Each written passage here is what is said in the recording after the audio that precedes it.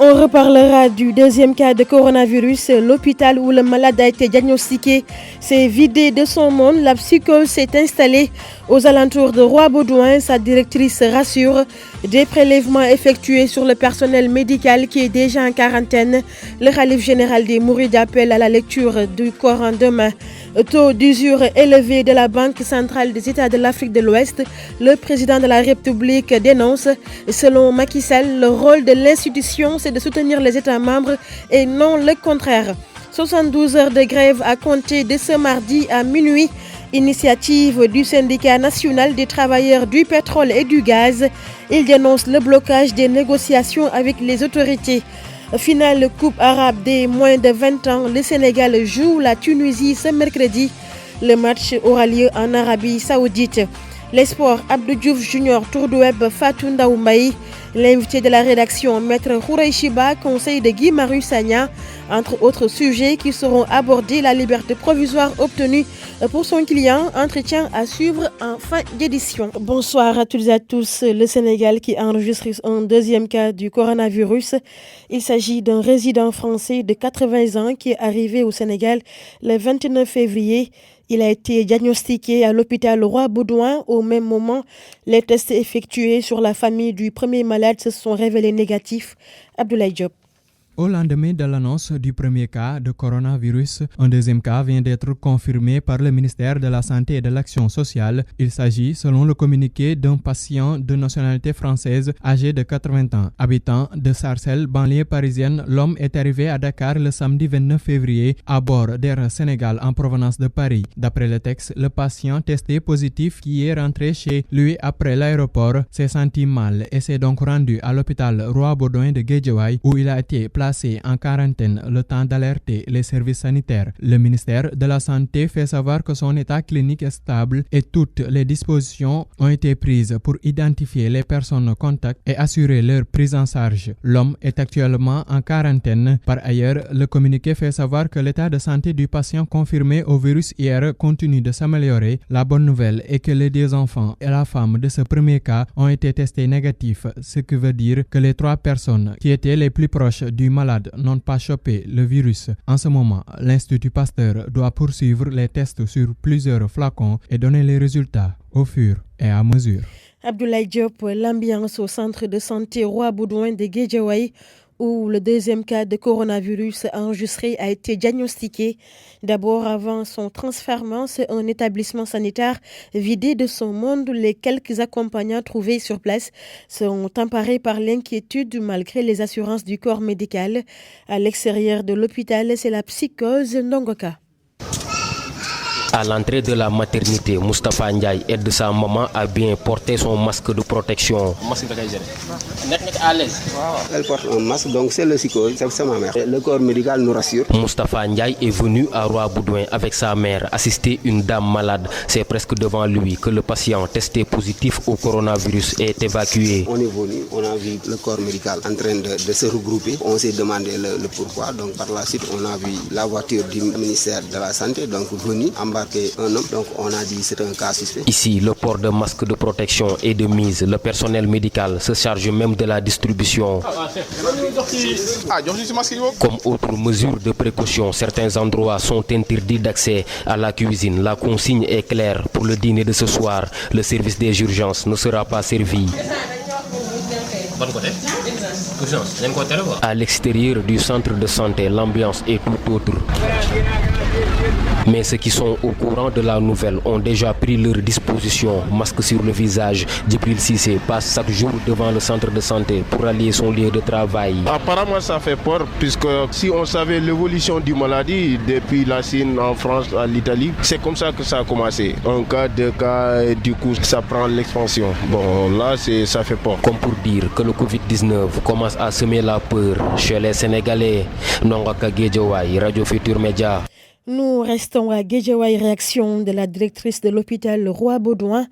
Des prélèvements effectués sur une partie du personnel médical, une mise en quarantaine. Ramata Danfara appelle par ailleurs au calme, à ne surtout pas céder à la panique. Elle est avec Babacar Fall. La première chose, c'est de dire aux populations de ne pas paniquer, parce que tout simplement, depuis qu'on a appris donc qu'il y avait un cas positif de coronavirus, il y a des protocoles qui ont été mis en place bien avant d'ailleurs. Donc nous avons suivi ce protocole-là. Quand un malade arrive avec des symptômes et qu'on lui pose un certain nombre de questions, par exemple pour ce cas-ci, on a jugé opportun de le mettre en quarantaine. Je précise bien en quarantaine parce que toutes les dispositions ont été prises pour de pareils cas, que les personnes soient mises en quarantaine.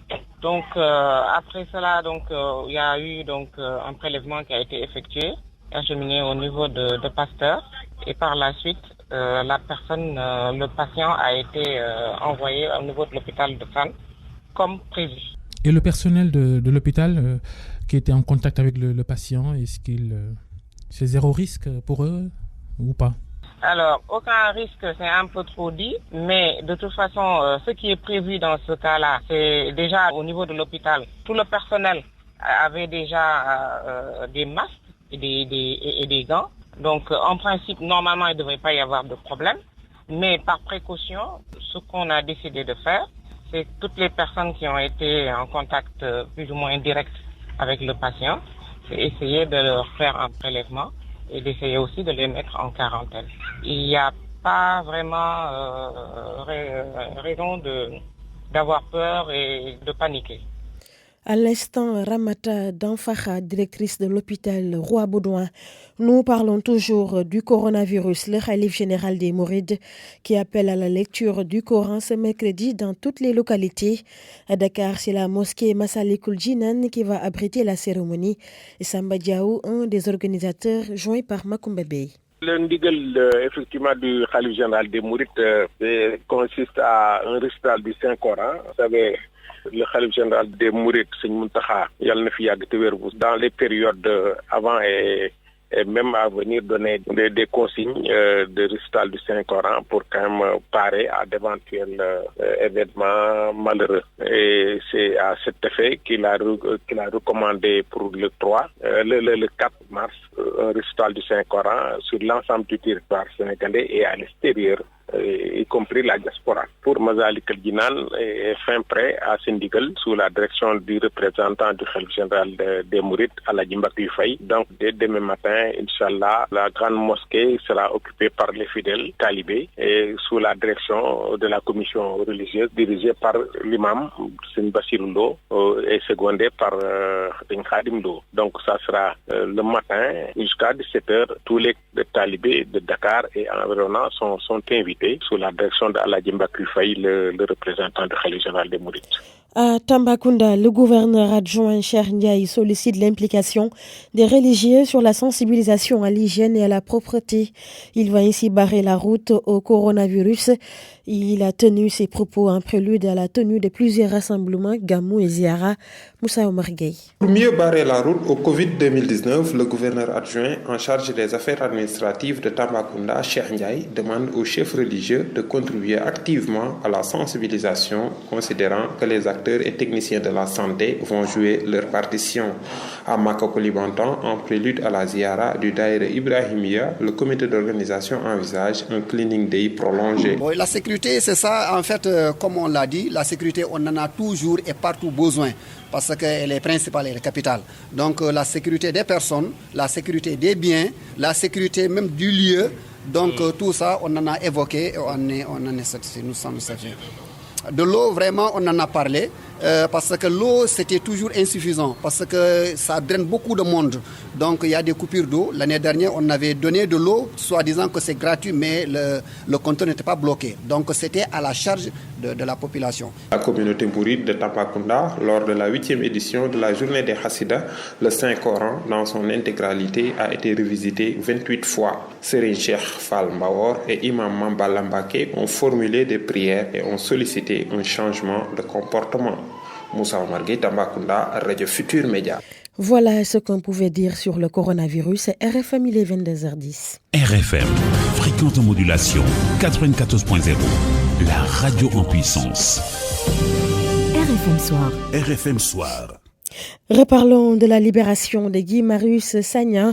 Les proches de l'activiste n'ont pas souhaité que l'ancien pensionnaire du camp pénal fasse une réaction. D'après nos sources, Guy Marius Sagna est actuellement hors de Dakar.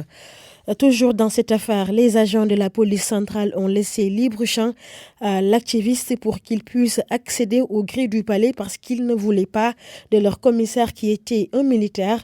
Révélation de maître Hourey Chiba, un des conseils de Guy Marius Sagna. L'avocat regrette par ailleurs les conditions de détention de l'activiste au camp pénal. Il est au micro de Sédou Nourouba. C'était un complot dont la principale victime, c'était le commissaire central. Et il n'a pas tardé à payer les pots cassés. Il a été relevé, limogé et rempli. Le commissaire central, c'était un corps étranger à la police. Tout le monde sait qu'il était un militaire de profession, qu'il était spécialiste du plan de circulation. Or, les policiers préfèrent que le policier du CRU soit nommé un spécialiste du service d'ordre. En l'espèce, il s'est passé un problème de maintien de service d'ordre. Comment un simple citoyen accompagné d'à peine un petit groupe d'une dizaine et de 5 reporters caméramens peut aller jusqu'aux grilles du palais.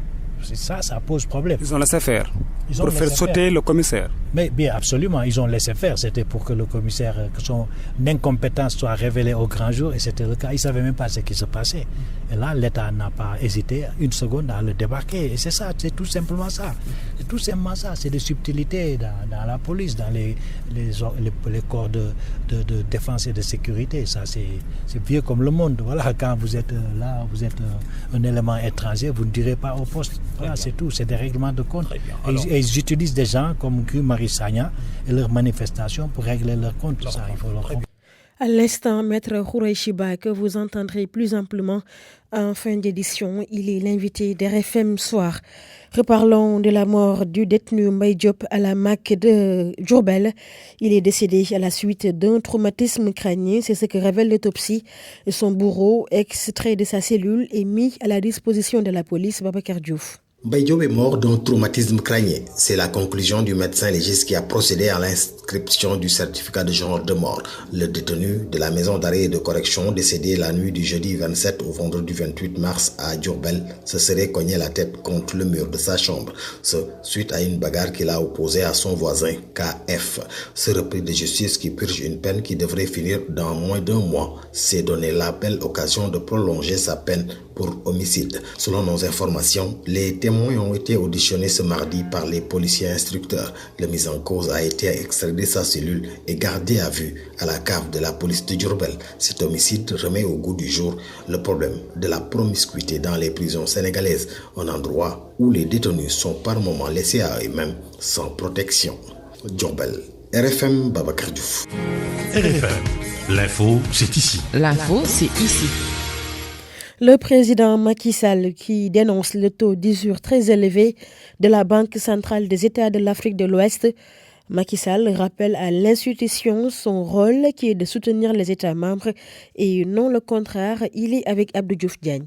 Il convient alors de poursuivre la dynamique enclenchée en faveur du développement de l'entrepreneuriat des femmes et des jeunes de manière plus concertée entre acteurs publics et privés impliqués à l'effet de créer des synergies nécessaires à l'optimisation des interventions. Et je ne pensais pas qu'au Sénégal, on pouvait prêter à 23%. On m'a dit oui, c'est normal, Monsieur le Président, parce que le taux d'usure de la Banque centrale est de 24%. Je pense que la banque doit aussi regarder ce taux d'usure.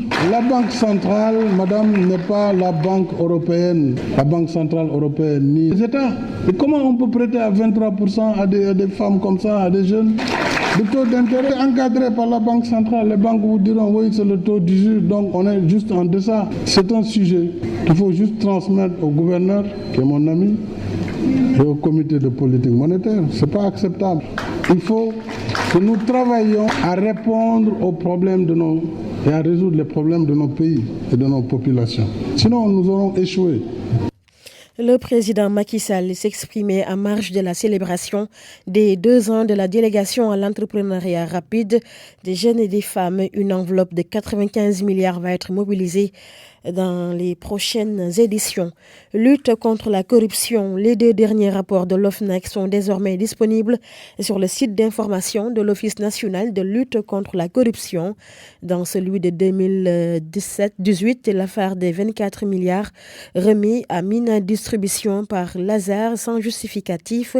L'affaire Petrotim qui cristallise les débats dans le rapport d'activité 2017.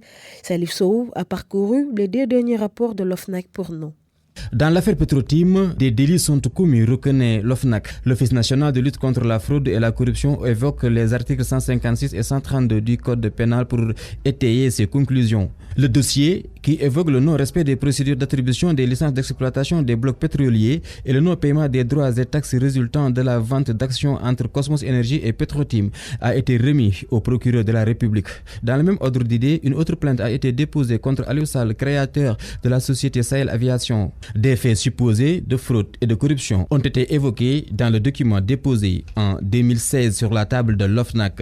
Un autre rapport d'activité, celui de 2018. Il s'agit de la convention entre Mina Distribution de Pape Ali Gueye et Lazare. Parmi les faits dénoncés dans ce dossier, une avance de 24 milliards de francs CFA attribuée à Mina Distribution par Lazare sans justificatif. Le ministre du budget à l'époque, Birima Mangara, ordonnateur du paiement de l'avance de 24 milliards de francs CFA, l'a fait au mépris des dispositions contractuelles, souligne l'OFNAC.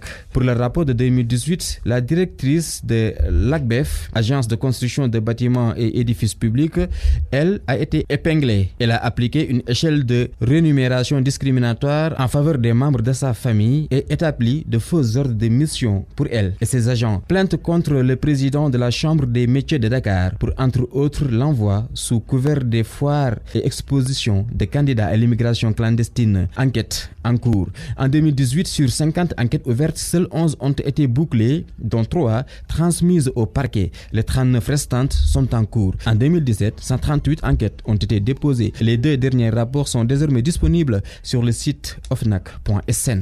Salif Sow, le syndicat national des travailleurs du pétrole et du gaz du Sénégal, qui entame une grève de 72 heures à compter de ce mardi à minuit. Le bureau national, qui constate avec regret le blocage des négociations, a réaffirmé son engagement à négocier avec les autorités. Écoutons à ce propos le secrétaire général par intérim du SNTPGS, Sarah Konari, au micro de Abdoulaye Diop. Au terme de longs débats sur l'évaluation de la situation qui prévaut dans notre secteur, l'Assemblée générale constate qu'aucune avancée n'est notée depuis la tenue de notre conférence de presse du 13 février 2020, rencontre avec la presse au cours de laquelle il était pourtant prévu de décréter un mot d'ordre de grève. C'est sur la demande du camarade Cheikh Diop, président du syndicat et secrétaire général de la CNTS-FC, que nous avions accepté de reporter cette décision et d'en faire une rencontre avec la presse pour alerter davantage sur le blocage des négociations de la convention du sous-secteur transport hydrocarbures et sur les dérives autoritaires d'Ahmed Douma Ghazal qui licencie à tour de bras, y compris des délégués du PERSA. Après avoir constaté que depuis le 13 février, date de notre conférence de presse d'alerte, le camarade président qui s'était engagé à ne ménager aucun effort pour trouver auprès des autorités des rencontres avec le syndicat pour bloquer la situation, n'a pu obtenir rien de concret, malgré ses multiples efforts. Tout en exprimant notre entière disponibilité à poursuivre les négociations sur les points contenus dans notre préavis du 3 août 2019, l'Assemblée générale décide de décréter un mot d'ordre de grève de 72 heures à compter de ce mardi minuit. Interdiction totale des sachets plastiques au Sénégal. La loi entre en vigueur le 20 avril prochain. Des villes propres, c'est ce que veulent les autorités. Le ministre de l'Environnement, Abdoukarim Fofana, était à Thiès pour sensibiliser les populations ainsi que les autorités administratives. Cher Anta Diop.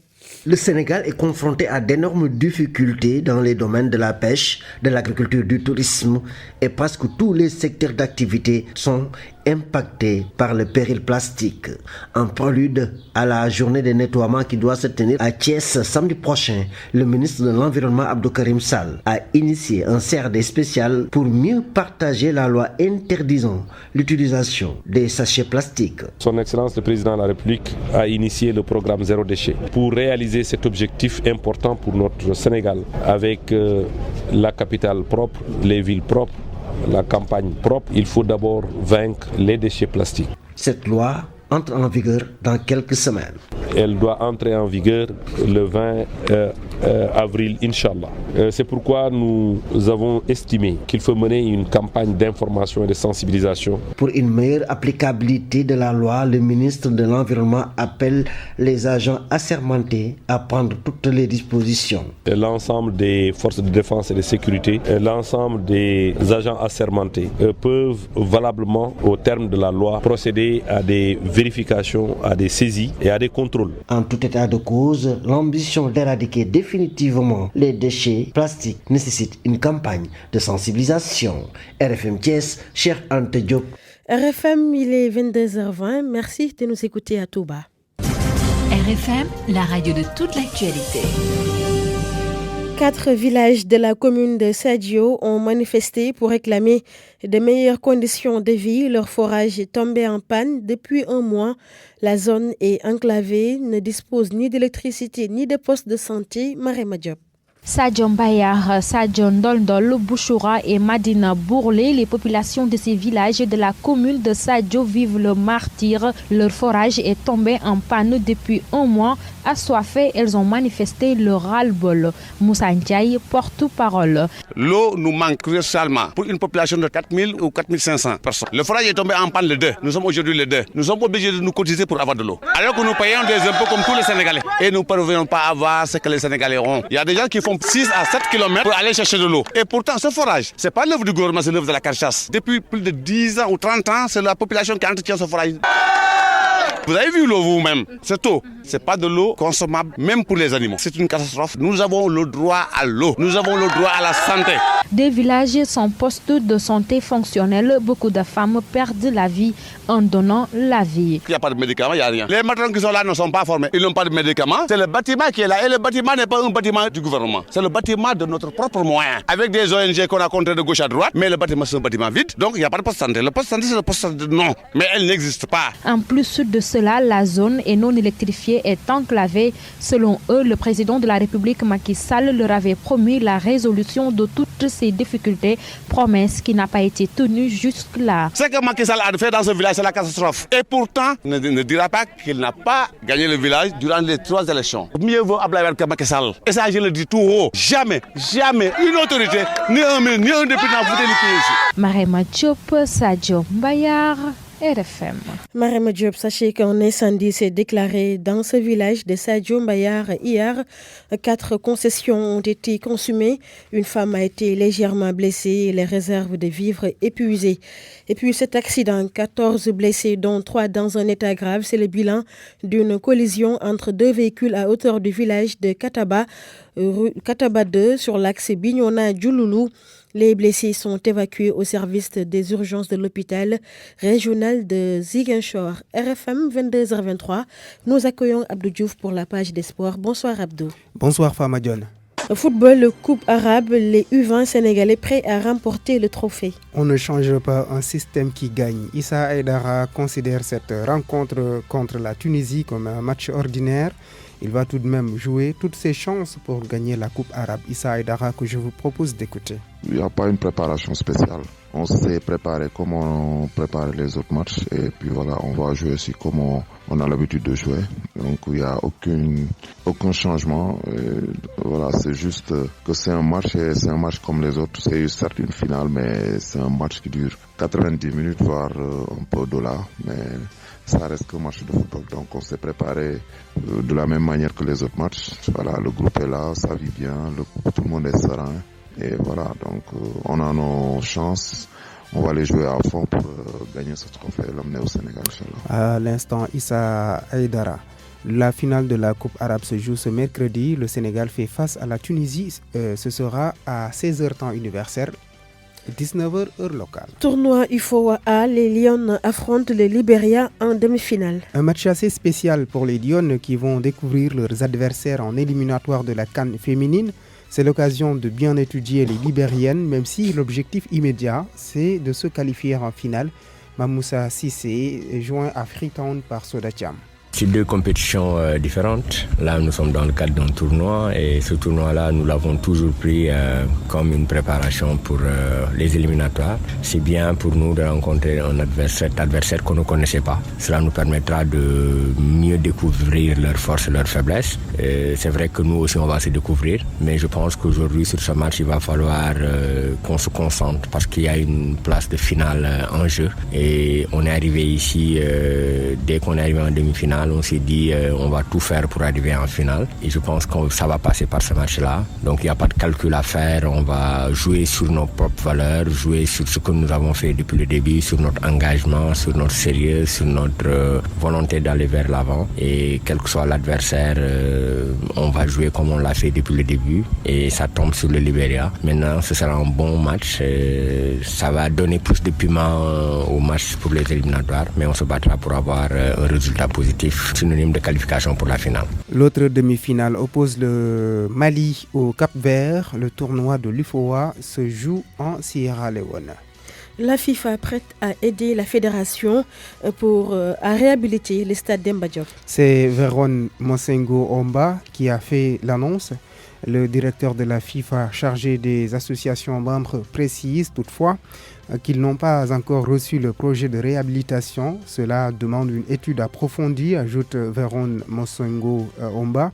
La FIFA qui donne la bonne nouvelle, la Fédération sénégalaise de football peut bénéficier d'un financement de 2 millions de dollars, environ 1,175 milliard de francs CFA. Le football en Angleterre, Liverpool perd encore. Les Reds ont été battus par les Blues de Chelsea 2-0. Willian et Barclays ont marqué les buts des Londoniens. C'est dans le cadre du 5e tour de la FA Cup, une deuxième défaite en une semaine pour Liverpool qui était jusqu'ici intouchable en Angleterre. Sadio Mané n'a rien pu faire.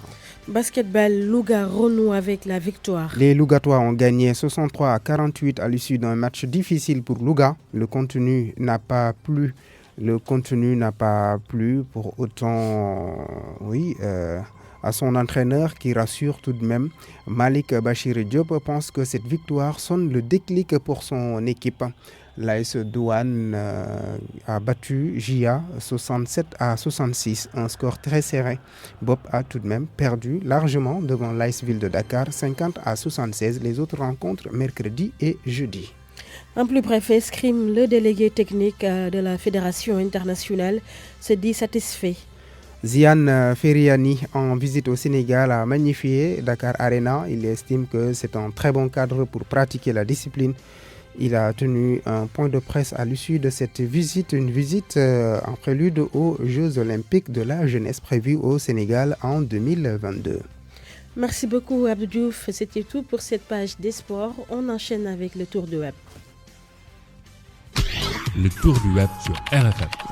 Fatou Ndaoumbaye. Démarrons avec Dakaractu qui en dit un peu plus sur le second cas confirmé de coronavirus au Sénégal. Il s'agit d'un Français de 80 ans, habitant de Sarcelles, qui est arrivé à Dakar le 29 février à bord de Air Sénégal en provenance de Paris. Le patient est testé positif et est rentré chez lui à sa sortie d'aéroport. Ensuite, il s'est senti mal et il est allé à l'hôpital Roi-Baudouin à Guédiawaye. Une fois là-bas, il a été mis en quarantaine en attendant d'alerter les services sanitaires. Les tests effectués se sont avérés positifs. Sénégo, pendant ce temps, révèle que de retour du salon de Paris, Fada et sa délégation testés au coronavirus à l'aéroport international Blaise Diagne. Arrivés à l'aéroport, ils ont tous subi des tests à coronavirus à travers les caméras thermiques mises en place par les autorités sanitaires. Dans ce lot, il y avait le directeur général de la Sonacos, Modoyan Fada, ainsi que plusieurs personnalités membres de ses services. Direction camp pénal, Guy Marius Sagna, introuvable après sa libération, informe Sénéweb. L'activiste Guy Marius Sagna a été libéré après 3 mois de détention au camp pénal de Liberté 6 aujourd'hui. Mais ses camarades de la plateforme Nyolank Nyobagn, venus en masse pour chercher leurs amis, ont fait le pied de grue pendant des heures devant la maison d'arrêt. Toutefois, ils annoncent qu'après concertation, ils reviendront sur les nouvelles stratégies de lutte pour la réduction du prix de l'électricité. Toujours selon le site, les membres de Nyolank sont incapables incapables de dire si oui ou non leur camarade libre a quitté la prison ou pas encore. En Algérie, le vice-président de la Ligue algérienne de défense des droits de l'homme a quitté un appel aujourd'hui à Oran, selon le site RFI.fr. En première instance, Kadour Chouissa avait été condamné à 1 an de prison ferme. Il était notamment accusé d'outrage et violence contre des fonctionnaires et institutions de l'État et exposition au regard du public de documents de nature à nuire à l'intérêt national. En sport, le nouveau secrétaire général de la CAF, connu selon le site du groupe Futur Média, la Confédération africaine de football, a annoncé aujourd'hui la nomination d'un nouveau secrétaire général. Cette décision fait suite à la démission hier de l'ancien secrétaire général, le Marocain Mouad Haji. Abdelmounahim Ba occupera ce nouveau poste par intérim jusqu'à la tenue du comité exécutif de la Confédération africaine de football. Le marché sur RFM. Lamine Ba. Bienvenue. Dans ce numéro, nous nous intéressons à la commercialisation du riz local au marché de Ziguinchor. La denrée se fait timidement une place sur les étagères des commerçants grossistes du marché Saint-Maur. L'organisation paysanne dénommée Entente du Loulou a écoulé cette année une centaine de tonnes sur le marché. Le sac de 25 kg est cédé à 8 500 sur le marché et à 7 500 au prix usine, alors que le détaillant vend les kilogrammes à 300 francs CFA. Bassirou Koli, responsable commercial et marketing de l'Entente du Loulou. Effectivement, ça fait 2 à 3 ans maintenant qu'on a effectivement démarré la commercialisation du riz made in Casamance. Aujourd'hui, effectivement, on peut dire que sur le marché, en tout cas de Ziguinchor, en moyenne par an, c'est entre 80 et 100 tonnes de riz blanc qui est commercialisé. Comment? Alors là, aujourd'hui, nous parlons, il est écoulé à 8 000 francs le sac, donc le prix à Ziguinchor, mais le prix usine, c'est à 7 500, le sac de 25 kg. Voilà, c'est ça, les emballages sont faits dans des sacs de 25 kg. Ça également, ça a été une option, en tout cas, comme le riz également, il fallait un peu montrer ses qualités culinaires. Il fallait pas aussi, les gens aussi ne voulaient pas prendre le risque d'acheter du riz à 50 kg ensuite pour se rendre compte que soit madame n'est pas d'accord ou que les enfants n'aiment pas. Mais toujours est-il que c'est le niveau de production qui est plus ou moins bas, qui fait qu'on est toujours dans les sacs de 25 kg. Mais rien n'empêche en fait qu'on conçoit des emballages de 50 kg. Il n'y a pas une session au détail? Le commerçant au niveau des Ziguinchor, il le fait. Parfois pour certains qui doutent un peu de la qualité, il y en a quand même certains qui viennent demander qu'on nous vende par kilo. Le temps d'aller goûter et de convaincre le reste de la famille. La session au détail, le kilo est cédé à combien pour le commerçant? Il est cédé à 300 francs. Ici, le riz importé est sans doute le plus prisé, mais les consommateurs commencent à s'intéresser au riz local. Ce sexagénaire à la retraite nous explique qu'il préfère lui consommer le riz cultivé dans les vallées de Casamance pour plusieurs raisons. Seulement, il déplore en fait, il semble plus cher que le riz importé. Je suis M. Moudi Djiba, je préfère le riz de la vallée. Ouais, le goût est mieux et puis c'est neuf d'abord, parce qu'annuellement le riz est produit annuellement et c'est propre. Vous avez le riz entier, le riz brisé, le goût est bon. On le prépare vraiment comme on prépare nos plats, surtout chez les Diola. C'est bon pour le Nyankatan. Voilà. L'autre riz, je ne sais pas d'où ça vient, c'est emmagasiné dans des bateaux, on ne sait pas dans quelles conditions. Le conditionnement, on ne sait pas comment c'est conditionné. S'ils ont mis des produits là-dedans pour contre les rats, contre d'autres, on ne sait pas. Donc, l'autre riz, au moins, le riz de la vallée, on sait que ça vient de la vallée, c'est produit par nos paysans. Ainsi de suite. Donc, comme on connaît l'usine qui décortique tout ça là, et c'est bien. Le conditionnement est bon, c'est propre. C'est bon pour la santé. Nous, moi, je paye ça ici. C'est ce que je paye, le petit sac que vous voyez là-bas. 8 500. Ça, c'est là le problème. Quand le riz produit au Sénégal est plus cher que le riz importé, tu connais le Sénégalais avec le niveau de vie, les gens ont tendance à prendre l'autre riz. Le service régional du commerce de Ziguinchor a décidé d'accompagner les organisations paysannes qui ont décidé de s'investir dans la commercialisation du riz local sur le marché. Il se fera à 2 niveaux selon Ousmane Ka, commissaire aux enquêtes économiques, chef du service régional du commerce de Ziguinchor. Pour ce qui est du riz, nous allons les accompagner pour qu'il y ait l'autorisation FRA. Et l'autorisation FRA, elle est délivrée par la division de la consommation et de la sécurité des consommateurs, qui est une structure qui est sous la tutelle du ministère en charge du commerce. Et l'autre volet sur lequel on pourrait les appuyer également, c'est par rapport à la distribution ou l'écoulement de leurs produits. En quoi faisant? Nous allons d'abord au niveau du marché de Ziguinchor, autant pour moi, essayer de trouver avec eux des partenaires qui pourraient leur permettre de commercialiser beaucoup plus facilement leurs produits.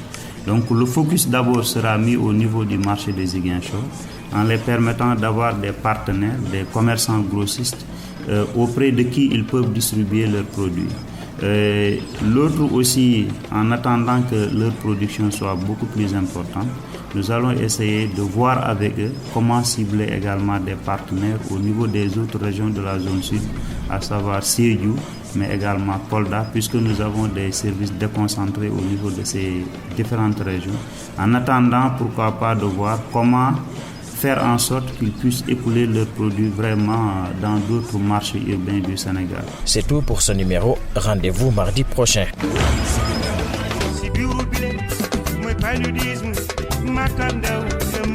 Le ministère de la Santé et de l'Action sociale vous offre bonne santé. amna ci yenn réew yi feebar bu ñuy wax coronavirus muy ràññeekoo ak yile mandarga jafe-jafe ci noyyi yaram bu tàng sëqët apat ñi mu gën a sonal nag mooy tuut tànk yi mag ñi ñi dëkkaale ak jafe-jafe noyyi ak ñi seen wér-gu-yaram sooxe ngir feggu ci jàngoroy coronavirus bi ministère bi yor wér-gu-yaramu askan wi moo leen di fàttali yii di faral di raxasu ak ndox ak saabu di sëqët ak di tissooli ci mouchoir te boo ca noppee nga def ko ci biir mbalit moytu saafonte bi ak di laal yenn rabu àll yi lii di yàpp ak nen nañu koy togg ba mu ñor jàngoro ji nag dafay lore boo ci bëggee am yeneeni leeral wooteel ci 800 00 50 50 doo ci fay dara xibaar bi ministère bi yor wér-gu-yaramu askan wi moo leen ko baaxee. Bonne santé, c'est avec Salimata Aou. Bienvenue. Premier cas confirmé de coronavirus au Sénégal. Pas de panique au niveau de ce pays. À chaque personne de faire du corona une affaire personnelle. Professeur Daouda Ndiaye, directeur du Centre des maladies infectieuses au Sénégal. Professeur, quelles sont les mesures d'hygiène à respecter? D'abord par le lavage des mains correctement, à l'eau javelisée ou savonneuse, en sortant de la maison, en partant en revenant à la maison ou en partant dans un lieu public. Faire en sorte que le lavage des mains soit quelque chose de fréquent dans la journée. On lave bien les mains pendant 20 secondes. Éviter tout contact, même après le lavage, entre la main et le visage. Que ce soit la bouche, le nez, ou tout, en tout cas, toute partie du visage doit être évitée, referrangée, parce qu'éventuellement la transmission se fait à ce niveau-là. Tout le monde est concerné, précise le professeur. Renforcer les mesures d'hygiène personnelles. En dehors de l'État, le renforcement des frontières, comme on l'a dit au niveau des aéroports, le renforcement du screening des voyageurs, de tout ce qui entre au niveau du pays, le suivi des cas éventuellement de contact de suspects, mais également le traçage de tout voyage suspect d'une personne.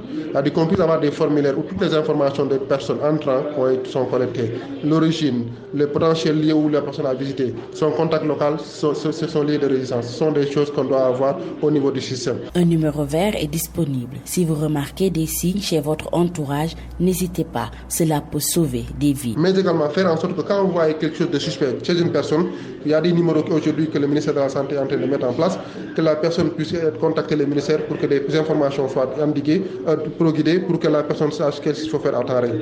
Mais vraiment en renforcer la prévention individuelle par le lavage des mains, l'hygiène personnelle et l'hygiène collective, l'entretien des locaux, et surtout faire en sorte qu'il n'y ait pas de panique dans ce pays. Aucun traitement ni vaccin n'a permis de combattre le coronavirus. Le traitement est symptomatique. C'était tout pour Bonne Santé. Rendez-vous demain. La chronique du jour. C'est avec Papa Sambakan. La politique, c'était déjà très compliqué avant la naissance de l'Alliance pour la République. Mais depuis, elle s'est épaissie de mystérieuses arcanes dans lesquelles n'importe quel observateur honnête avouera ne pas se retrouver du tout. Je passe sur les innovations quelque peu iconoclastes dans le fonctionnement de cette formation politique au plan de son organisation structurelle. Qui est son chef? C'est incontestablement Macky Sall, président de la République par ailleurs, chose importante. Qui est donc alors son second? Un second, comme on en voit dans toutes les formations politiques. Est-ce Mbaye Ndiaye, directeur des structures du parti?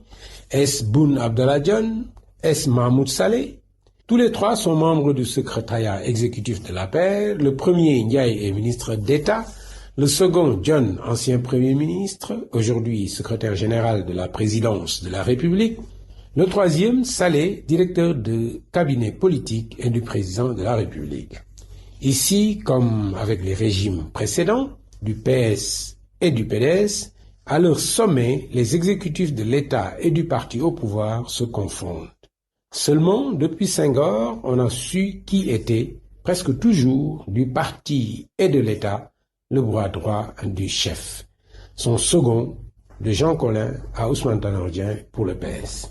Puis, Wade lui-même, omnipotent qu'il fut, eut toujours un second, même s'il en a changé comme de chemise. À la paire, rien de tel. Point de second. Aucun parmi les trois personnalités citées ici n'ose lever le doigt et dire « c'est moi ».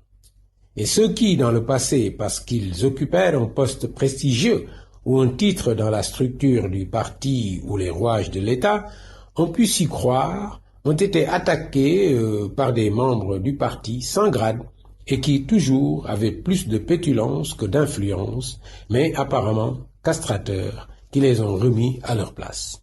Et sans coup férir. Or, les affaires marchent pour ce parti si singulier.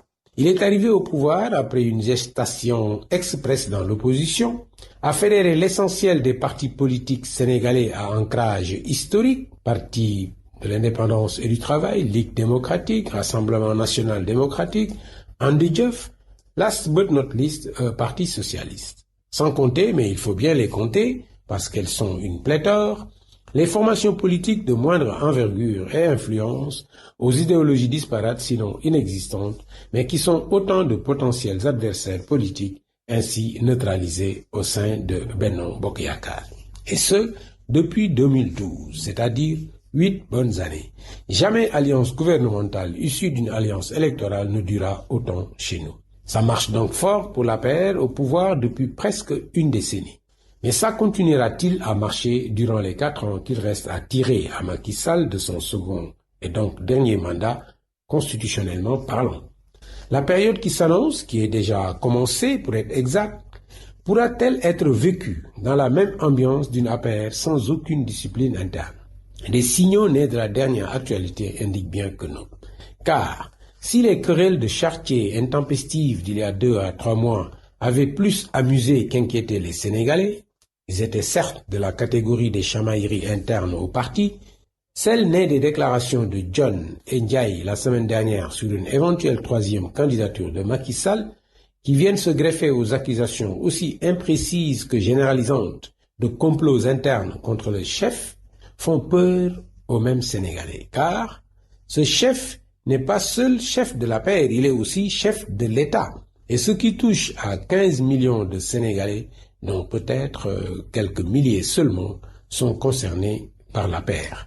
Ce parti est donc en train de cannibaliser le président de tous les Sénégalais avec, à la clé, de gros risques pour le pays. Et c'est pour cela que cet épisode de la destitution d'Amadou Ba de la direction de la coordination des Parcelles Assainies apparaît comme un pare-feu destiné à éteindre le plus gros incendie allumé par les déclarations intempestives la semaine dernière des pontes du parti. Mais les pyromanes en avaient-ils besoin? Cette malheureuse apparition du premier cas de coronavirus chez nous n'est-elle pas suffisante pour distraire tout le monde de tout? On vous le dit, ce parti a du pot, une veine de pendu. RFM, l'invité. Maître Khoureyshiba, un des conseils de Guy Marius Sagna, s'entretient avec Seydou Nourouba. Merci à vous Famandion, à vous qui nous suivez sur la radio Futur Média, à Maître Khoureyshiba, merci et bonsoir. Bonsoir, monsieur Obama. On peut dire que vous avez obtenu gain de cause puisque Guy Marius Sagna a été libéré. Et quelles sont vos premières impressions? Bon, c'est relatif, Guy Sagna a été libéré, nous sommes très satisfaits. Bon, je ne veux pas dire que nous avons eu gain de cause, d'autres ont eu gain de cause parce que, comme on dit, c'est eux qui sont tombés et c'est leur initiative qui a été couronnée de succès. Parce que vous n'ignorez pas que une coalition avait décidé de constituer un avocat. Ok, ça a été fait. On était très surpris et très curieux de savoir quel avocat serait désigné. L'avocat en question n'est pas entré en contact avec nous, n'est pas entré en contact non plus avec Guy Marius Sagna, ce qui était beaucoup plus grave. Mais en tout état de cause, je pense qu'il a été très efficace et très diligent puisque son affaire est bien tombée et qu'elle a coïncidé au final avec la libération de Guy Marius Sagna. Dans ce cas, qu'est-ce que vous réclamez au juste quand vous dites que vous n'avez pas obtenu gain de cause? C'était pas quand même de voir Guy Marius libre? Qu'est-ce que vous réclamez de plus? Non, on ne réclame rien de plus, encore une fois. Mais vous savez, les principes, c'est sacré quand il s'agit de déontologie et d'éthique. Comme on le dit, peu importe le vin, pourvu qu'il donne l'ivresse. On ne peut pas être égoïste au point de ne pas être content de la libération de Guy Marius Sagna. D'autant plus qu'il va réintégrer sa famille, où l'attend une toute petite fille, où l'attend sa maman, où l'attend une épouse éplorée et surtout un père dont on a vu les réactions à travers Internet. Voilà, donc nous sommes très contents de ce point de vue. Mais nous disons que nous sommes régis par des règles, nous sommes régis par des principes et nous pensons on a tordu le cou quelque part à ces principes et à ces règles.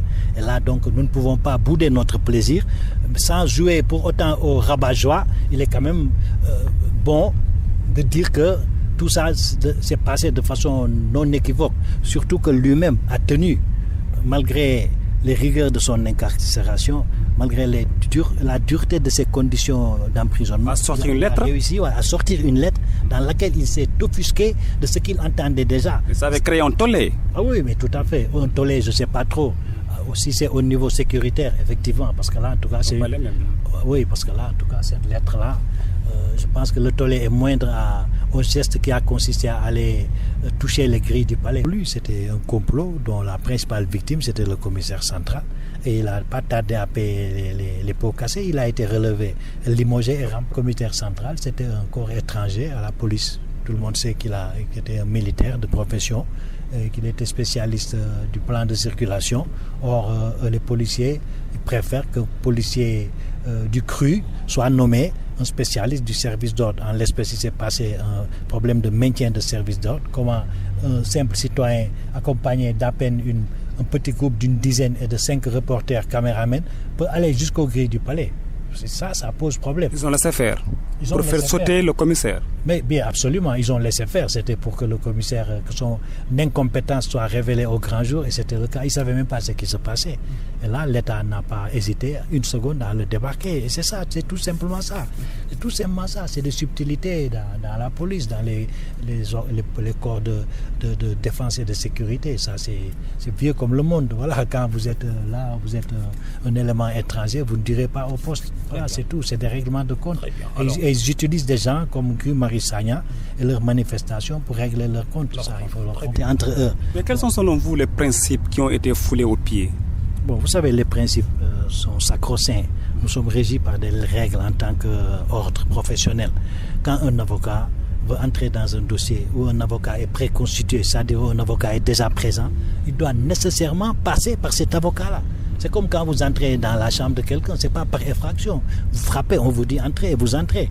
Maintenant, si l'avocat vous souhaite la bienvenue, vous êtes dans le dossier. Parce qu'il se peut que l'avocat ait un contentieux avec le client. Par exemple, il n'a pas payé. Par exemple, il n'est pas satisfait de la façon dont la défense est faite. Et lui, l'avocat préconstitué peut donner son avis. En tout état de cause, il ne donne jamais un avis défavorable. Mais c'est une règle sacrée de confraternité. Donc quand vous êtes dans un dossier, avant de vous épancher publiquement dans la presse, allez rencontrer les avocats. Mais plus grave, plus important, il faut aller rencontrer la personne que vous défendez. Il faut avoir mandat de cette personne. Mais c'est une violence qu'on fait à un citoyen de le défendre à son insu ou contre son gré. Parce que vous n'êtes pas commis d'office, il a déjà des avocats qu'il a choisis ou qui l'ont choisi. On ne peut pas du jour au lendemain venir s'imposer dans ce dossier et présenter même une demande de mise en liberté. Donc vraiment, il faut quand même la jouer modeste si cette demande est honorée, parce que vous avez violé des principes. Et si le Conseil de l'ordre, comme il peut le faire, s'autosaisit, il peut aller jusqu'à statuer sur ce cas. Il y a eu un précédent avec la libération du maire de Dakar, Khalifa Sall. Quelqu'un est venu solliciter une grâce à son nom et pour son compte, alors qu'il n'a rien demandé. Bon, ça a jeté un émoi considérable dans la profession. Mais on est au Sénégal, vous savez, tout se règle par la relativité, le dialogue, on a laissé tomber. Cette fois-ci également, il est sûr que les subtilités sénégalaises vont encore prendre le dessus. On va laisser faire, mais ce n'est pas très joli. Et ce n'est pas très bon pour les jeunes générations qui viennent d'embrasser le barreau. Ce n'est pas n'importe quoi qu'on peut faire dans cette position. Vous n'avez pas non plus apprécié le transfèrement de Guy Marius Sagna à la prison du camp pénal Oui. Pourquoi? Oui, parce que ça c'est un crime. Ça, c'est un crime. Et pourquoi un crime? En tant que crime, non, parce que déjà, vous savez, le statut pénal des gens est différent selon leur situation pénale. Vous avez quelqu'un comme Guy Marius Sagna qui est inculpé par un juge, donc qui est placé sous mandat de dépôt, donc qui est en détention provisoire. Donc lui, on l'amène dans une maison d'arrêt. On ne peut pas l'amener dans un camp pénal. Le camp pénal Liberté 6, c'est prévu, comme le dit son nom, pour ceux qui purgent une peine, c'est-à-dire ceux qui sont jugés et condamnés. Et même pour des terroristes, parce que même le G5 Sahel a mis de l'argent entre nos informations au camp pénal. C'est exactement ça. Si on l'avait mis peut-être dans les locaux normaux du camp pénal, d'accord, mais on le met dans le quartier de haute sécurité. C'est un QHS qui a été financé sur les fonds du G5 Sahel et pour un type de criminel, je mets ça entre guillemets parce que je ne considère pas que les terroristes qui ont eu à séjourner là-bas sont des criminels, mais en tout cas on leur reproche des infractions extrêmement graves qu'on ne peut pas reprocher à Guy Marius qui est poursuivi pour des délits mineurs à la limite. Parce que je ne vois pas en quoi le fait d'aller flirter avec les grilles du palais présidentiel peut vous exposer à ce statut de terroriste. Donc c'est extrêmement grave. D'autant plus grave que la rigueur carcérale dans ces cellules n'est pas évidente et que tout aurait pu lui arriver. Ou peut-être même tout pourra lui arriver, on ne sait jamais. On ne sait jamais. Nous sommes avec Maître Khourey Chiba, un des avocats de Guy Marius Sagna. Alors, ne pensez-vous pas, Maître, que la pression, la forte pression d'Amnesty International n'a pas contribué à la libération de Guy Marius Sagna? Oui, je pense que même dans sa dernière affaire, où on parlait de délit de fausse alerte, la mobilisation des organisations des droits de l'homme, au premier rang desquels il faut saluer l'activisme d'Amnesty Sénégal déjà, et Amnesty International cette fois-ci, il est évident que ça a joué un rôle. Mais je pense également que le fait pour un homme politique connu d'avoir essayé de donner une grille de lecture religieuse à cette situation n'a pas tardé non plus à donner ses fruits. C'est vrai que ça a fait l'objet d'un tollé tout de suite. Mais dès qu'on a déplacé l'affaire de Guy Marius Sagna sur le terrain religieux, on a vu que ça n'a pas tardé. Peut-être donc que c'était un peu ce qu'il ne fallait pas dire ou ce qu'il fallait dire pour hâter le processus. Mais en tout état de cause, c'est l'ensemble de ces éléments.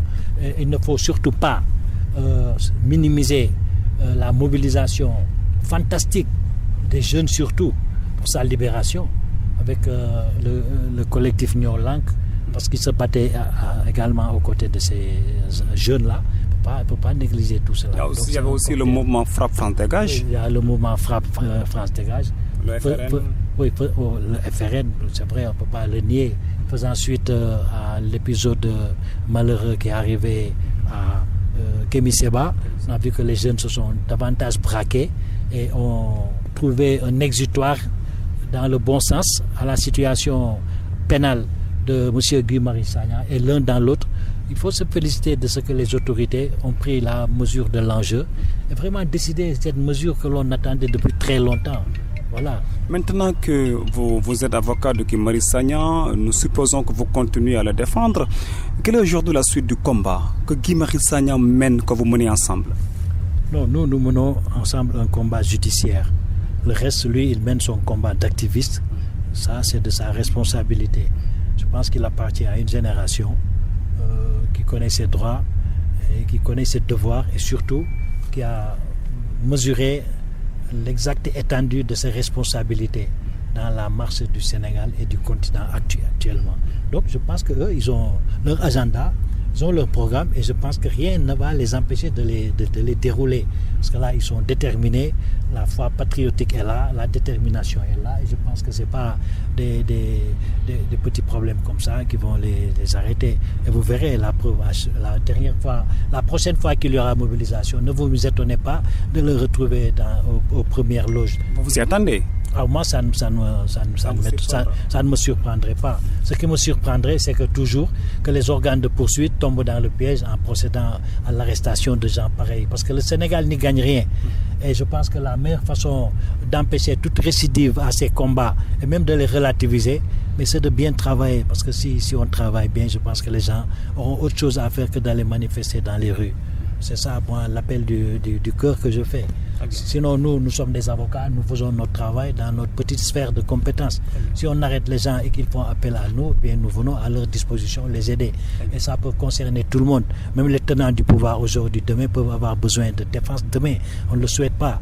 Mais tout est possible dans la vie. Comme on le dit, la vie est sage de ne pas nous révéler ce qu'elle nous garde. Parce que si elle nous le disait, beaucoup d'entre nous préféreraient ne pas venir au monde. Tous ces gens-là qui aujourd'hui se croient forts, demain, c'est la relativité. Demain, ils peuvent être dans une autre position et vice-versa. Très bien. Merci à vous, Maître Kourechiba.